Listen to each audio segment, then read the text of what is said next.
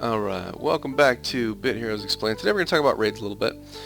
So if you notice that I'm in the center of town, if you go off into the side, you'll see this diamond shape over here. You can click on that, you can jump into raids, or you can click on your user interface on the left hand side and get into it that way. So there are 6 raids currently in the game. It's early 2019 and we're speculating that another raid will be added in around maybe February or March. Just kind of based on the previous launch schedule, but that's all hearsay. We do have 6 raids that are currently in the game. This is a newer character, and this guy has 4 of the raids unlocked. When I show the other raids in the future, I'll have to do that on my main account that has all the other content available. Right now, we're going to jump into the 4th raid and get right into it. What you'll see is, initially when you join a raid, you've got different difficulties you can choose.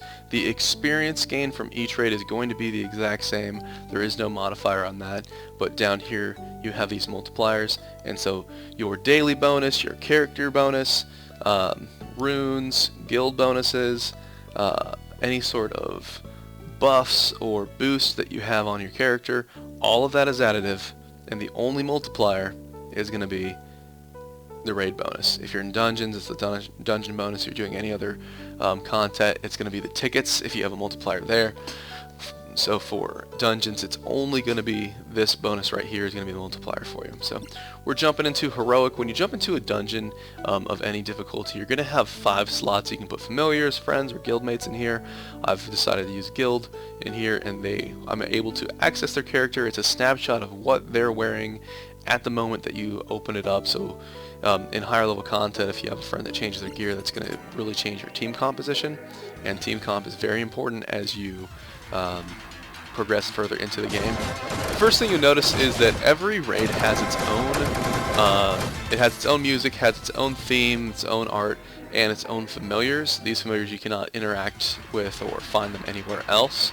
And some of these familiars I'll talk about, they're fairly important. These big red guys, they can have other fusions, but they don't really go into anything valuable. You'll see these duo bombs, the 2 little robots. They do a significant amount of damage, and they are used for a couple of fusions, specifically Wacom and Wallog. So those are pretty valuable. The blue dog robot doesn't go into anything interesting. Fortunately, this is lower content, so it's very easy to get higher level friends that can carry your character through this. You can, if you don't have that yet, you can just go into World Chat and say that you are a new player.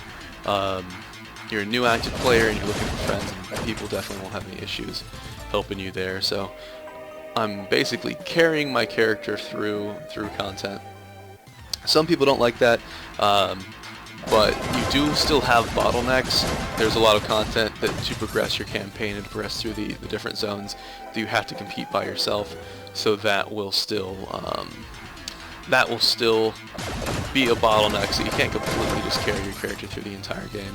And then eventually, when you ultimately get to the end game, all characters at any game are gonna have similar team stats, and you all kind of have to fight it through together. So there is that bottleneck there. But like I said, this is a low-level character. We're trying to catch him up as fast as possible for a free-to-play account, and so this is one of the ways that we're going to do this. That pretty much talks about all the basic familiars in here. Again, it's old content, so I won't talk about the attacks in the Raid 6. In the Raid 6 guide, I guess I'll call it a guide, I will talk about the different attacks and different benefits that the different familiars have, because a lot of players really struggle there. Here we see the final boss of the dungeon. He's somewhat interesting. He is not a bad familiar to catch, because he does go into a very interesting expedition fusion, but the chance to catch any of the legendaries, it's quite rare.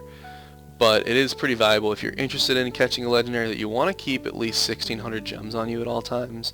That way, if you decided that you wanted to spend the gems on it, then you have it right there. If not, you could, in that moment, you could open up your gem tab and you could buy them if you wanted to do that as well. But it's just kind of better to have them on hand. What we didn't see is each dungeon has a rare legendary familiar, so it's a chance to give more legendary items, but it's also a chance to catch another familiar.